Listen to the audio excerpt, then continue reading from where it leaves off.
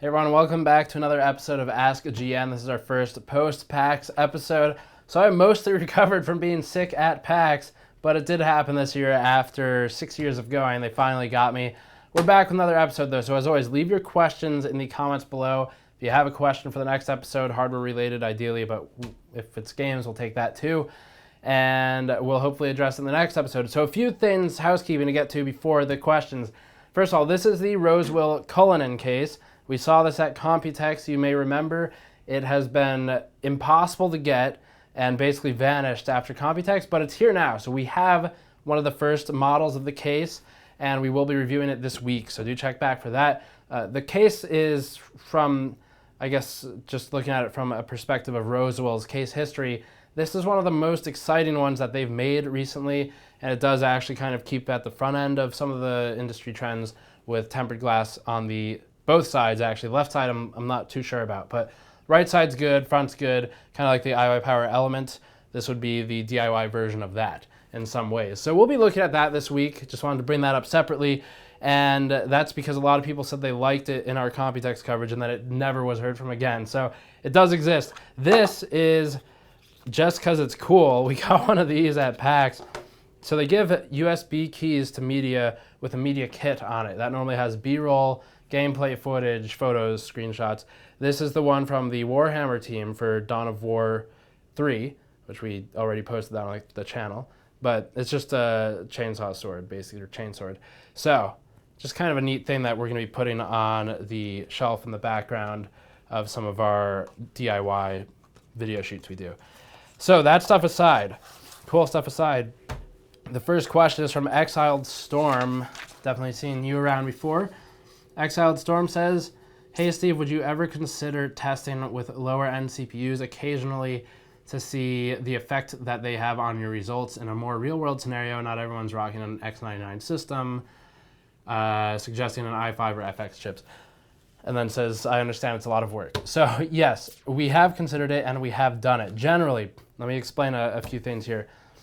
So first of all, the reason we use high-end CPUs for GPU tests is because the basis of test methodology when you're looking at one component is to eliminate potential variables or limiters or throttles or bottlenecks, whatever word you want to use with components. So one thing, variables, if you're testing GPUs, every other component needs to be the same 100% of the time. Doesn't matter if it's low-end or high-end, just needs to be the same. Now, the part where it matters if it's low-end or high-end is when you start running into issues where the GPU might be bottlenecked by another component in the system. So when we say this, the idea is that the GPU, say you have a 1080, you pair it with a G3258, obviously the 1080 is not going to perform that well when you're looking at the FPS numbers. And that's not because the 1080 can't, it's because the CPU can't keep up. CPU and the GPU both do work for every frame processed. So what happens in the charts, and this may be kind of old news to some of you, but what happens is if we did that scenario, everything from a 1080 to maybe, I don't even know, maybe a 970, G3258 is pretty weak, but we haven't done that specific test. Definitely a 1080 and a 1070 would look the same in a GPU benchmark if you use a low-end CPU like that. Now that's a very extreme example. So the question here, why not an i5? Same thing. We're trying to make sure that in as many cases as possible, Black Ops 3 is a really good example where we sometimes hit in excess of 200 FPS. That wouldn't show up with a lower end CPU. Now, there's a valid point here to be made, and it's that the real world performance of a complete system is still important to look at. So here's the decision point we run into as media. There's a time budget, there's a money budget, of course. Time is the biggest one. And with the benchmarks, we'll normally do a GPU benchmark and then a CPU benchmark with a high-end GPU. So they're opposites. And you kind of look at the two and extrapolate where you need to be as a buyer. The other option, and occasionally we do this, is a complete system benchmark with a very specific setup. Normally do that for SIs. But doing something like benching every card on an FX or an i5. I was just talking to Luke about this from Linus Tech Tips. So the problem with benching every card on two platforms, for example, maybe AM4 in the future and X99, is we're literally doubling the amount of work. and it's just not feasible. But it is possible to do something like a standalone CPU test per game, standalone GPU test per game, and maybe a one-off system build quarterly or something like that. So that may be something that I look into, because obviously the limit is time. This is something I would love to do just to give a better understanding of where does a certain CPU and a GPU fall on a chart when paired. It would be good for that, even though we can extrapolate a lot of that from the standalone GPU and CPU specific benchmarks, still good to look at. So something feasible, maybe a quarterly i5 plus whatever build, or an i5 GPU benchmark or whatever. Not something that we would be doing for every GPU benchmark, definitely, but something that I will look into because it is requested frequently. It's just a time thing, and we need more exposure to the content to be worth that investment. So you can help out there by sharing it. Next question is Chen Kaneki, who says, as high bandwidth memory being the fastest memory that exists today, will we ever see a CPU with HBM in the future? Or I have this in mind, but is there a possibility that we can see HBM RAM in the future? How does fast memory as HBM affect PC performance, or what benefit can we see from it? So Intel's Knights Landing is using the closest thing to HBM we've currently seen on a CPU. So that would be MCDRAM. That is Intel's sort of version of HBM. It's not called HBM, it's a different technology. It's made by Micron, which is Intel owned. Micron also makes GDDR5X, as you may be aware, used in the GTX 1080 and the Titan X Pascal cards. So they know what they're doing with memory, but MCDRAM is different from HBM. First of all, it operates at 400 gigabytes per second for the bandwidth, whereas HBM 1 and 2 are a bit higher than that too, especially, is approaching 1 terabyte per second, depending on what you're looking at for how many stacks you have and things like that, because it is per stack. Secondly, the Intel Knights Landing stuff for MCDRAM is looking at about a 16 gigabyte capacity, and it doesn't exist yet. It's been delayed a good amount of times. Finally coming out, but it's not a consumer product. So that's not something on consumer side, but it is coming into CPUs, and it's not just a sort of on paper theory thing, that this will actually exist. So that's important. Now the question where I think this gets interesting, and we've talked about before actually, is HBM in the future. So this Chen says HBM RAM. I think the more likely thing that will happen is you'll see CPUs, even on consumer and mainstream sides, start building HBM to the chip. This makes the chip gigantic, or I should say makes the package of the CPU gigantic, as we've seen with Knights Landing, because now you're accommodating maybe 4 or 8 or 6 or whatever, multiple of 2 or 3 banks for the stacks. So it's got to be larger for the socket in that way. And it works for server boards, but not really consumer. But in the future, I think what we'll see happen initially on the very low end stuff at least would be a move away potentially from system RAM and a move toward memory on the CPU package. And that would be interesting, because for low end consumer stuff, obviously all of this scales as we look into the future. 8 gigabytes won't really be that much to us in a few years. 16 gigabytes after that will not seem that much. That's just how things go. But for consumer-oriented tasks, you don't need huge amounts of memory. And HBM's fast. It's not cheap, but HBM and MCDRAM are fast. They're close to the CPU package. That means in theory you could even shrink the board. So this benefits the really sort of use case specific deployments of PCs, where it might be used for some sort of pre-built box by Zotac or whatever they make their small PCs. Something like that would make sense. So it doesn't exist yet, but the theory of something like that happening, I think, is something that actually could be real, not just crazy talk. And the move to HBM or MCDRAM or whatever on the CPU package will start to sort of pull the need away from having dedicated system RAM, which is much slower. It's physically farther from the chip, and that physical distance adds latency. It adds access time to every single transaction. It's pinning back and forth to memory. That takes a lot of time. You're pinning storage and things like that too, depending on what's going on in the system at the time. Definitely the future. It's just a matter of, can it be done affordably? When can it be done? And is it going to be in a capacity that whenever this rolls out is something that we as consumers see as acceptable? For high capacity applications, you're always going to see, at least for now, some form of DDR system RAM. Media production is a good example where we want 32 or 64 gigabytes or whatever we can get our hands on. That's not going to happen in HBM affordably anytime soon. But the rest of it, I think, we'll start seeing this roll out with Knights Landing. So if you're interested in more research Knights Landing, that is an Intel product. That is the first one I know of, CPU side, that will have some form of very high-speed memory, whatever they want to call it. Next question is from Henry Silva, who says, amazing channel, thank you. I was watching your Corsair MSI Seahawk X benchmarks as well as the EVGA hybrid benchmark videos. And I noticed the Corsair and MSI model, the GPU craps out for 1 second after being endurance tested over the 1 hour mark. So he's saying we have charts of that. After the 1 hour mark, the Corsair Seahawk model card, basically the clock rate looked like that, and then it slammed down to about 135 megahertz and come back up and recover and do it again, repeat. And we've talked about that on actually a couple cards now, not just that one. So he says, this does not happen to the EVGA model. Do you think this may be due to the EVGA model cooling the VRAM while the Corsair model overheats? That's a good question. This is a Boost 3.0 issue.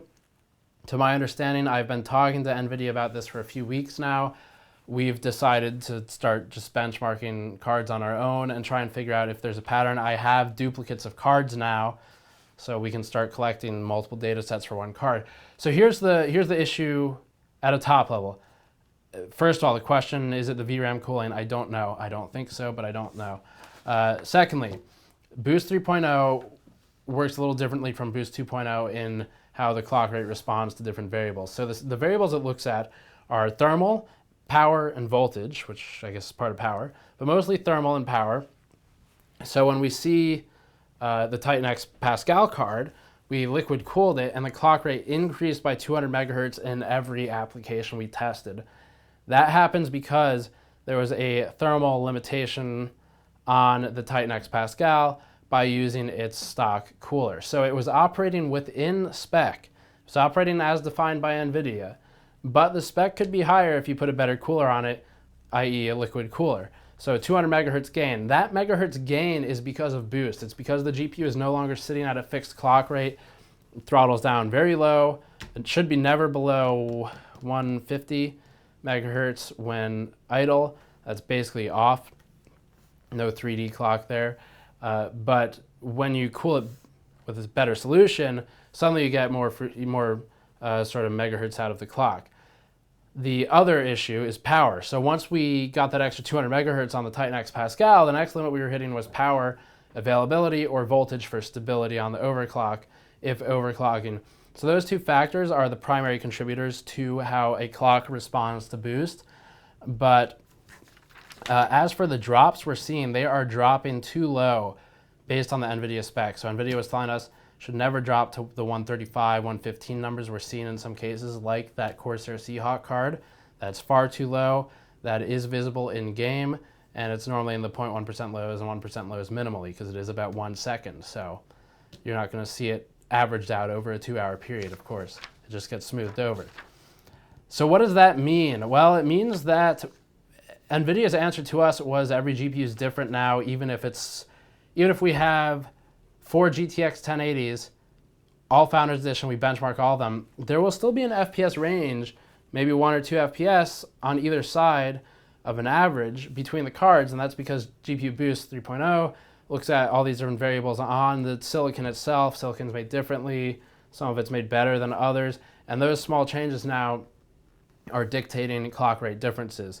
So that means if we review several models of the same card, it may benchmark differently, marginally, but differently. And that's important. The next thing is that NVIDIA was telling us that because of this, and because GPU Boost dictates that the card throttles down, they don't want me to use that term, throttles, because I guess they define that differently than we do. But let's use the phrase downclocks. The GPU downclocks whenever it can because it's trying to save power. This is a big deal with Pascal, it's a big deal with Polaris, but AMD approaches it much differently and they can't be compared. With Pascal, NVIDIA's approach is every time we can save a watt, we do it. So they will downclock, and that is reflected in the charts a little bit. You can see some of our charts are a little spiky. They're not perfectly flat lines like the RX 480 when we increase the power target, but they are spiky within about 100 megahertz range. Not a big drop, a couple percent sometimes, but it's those huge drops to 135 that really matter and that we're researching.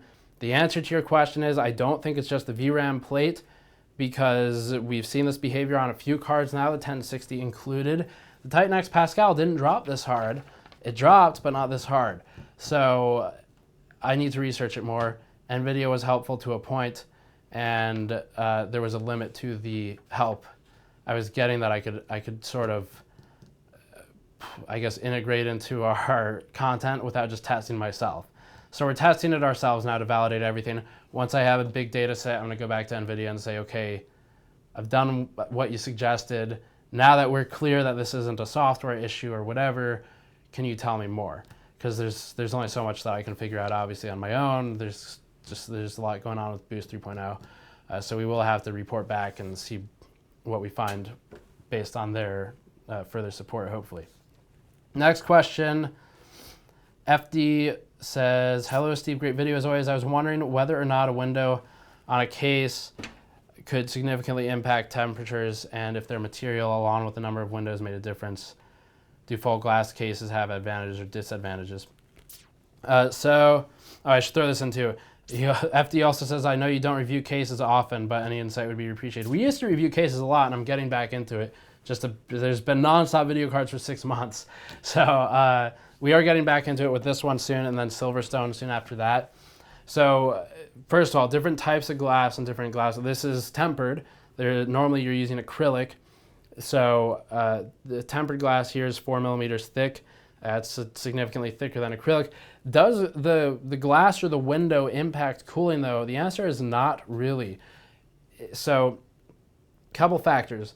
Where it will impact cooling and where it does is if we have a setup like this where the front is completely glass. You cannot take air in through that. I know everyone knows this. So there's no air intake here. In this case, like in a lot of modern cases, they have moved the intake to this mesh sort of on the side, or grill I should say, on the side. So as long as this is thick enough going that way away from me, as long as it's thick enough that the fans can still pull air in through the sides and then pull it into the system, the cooling will be fine. It's not going to be, it will be worse than if the front is mesh, but it will not be that much worse that you'll really notice it in most use cases, depending on the case. So that's the first answer to that question. Second answer, does the amount of, so if you have more windows that are glass, is it going to impact the temperature? Only insofar as you will have fewer places for mesh and fans. So if your option is to have a glass side panel or a steel one, your temperatures are going to be mostly the same. I'm sure a materials engineer could tell you that technically one material or the other would potentially conduct a bit more of the sort of ambient temperature within the case, but or maybe even seal it in a bit better. But for our purposes as users, I would be very much skeptical if you saw more than a 1 degree Celsius change, if that. Probably talking tenths of a degree for the most part. So the answer is no, unless the alternative is glass versus a mesh window. So on side panels especially, there haven't been a lot of side intakes lately. The half X, this was very popular. That case is basically gone now. And I think the Antec 900 did it as well. When you have a side intake, that is the best possible GPU cooling setup that can exist from our testing. Even all this front intake, it's not better than a side intake straight into a GPU if it's positioned correctly. The only place that's not true is with the Silverstone Raven RVO2, but the reason they're good without side intake is because they have 380 millimeter fans on the bottom that are just blasting air straight into the video card, or straight up into the system, I should say. It is an inverted layout, but straight up into the system, that it's just a lot of air to compete with, 380 millimeter Predator fans. But yeah, I think the answer to that question in short is no. There's no real difference, that one contingency aside. Stand Up or Shut Up says, seems like there's a lot of work put into this channel. How do you and everyone else find time to game? I don't find a lot of time to game. Lately, I've been trying to play more City Skylines on the planes. For years, I have tried to get into DS gaming or mobile gaming. It's not worked for me. I can't keep my focus on it. I would almost always rather work instead. But lately, I've been playing Age of Empires 2 on the DS, and that's kept my attention. So I'm playing a bit of that on planes, which there seems to be 4 of those at least a week, 4 plane trips, or a month. Although a week lately, I guess it's kind of accurate with PAX and all that stuff. But yeah, City Skylines, Age of Empires, and maybe one day I will get into Overwatch. But other than that, that's about it. So thank you for watching. As always, Patreon link in the post-roll video if you want to fund our efforts to buy more time and use it to play games. Otherwise, subscribe for more content, comments below for questions next week. I'll see you all next time.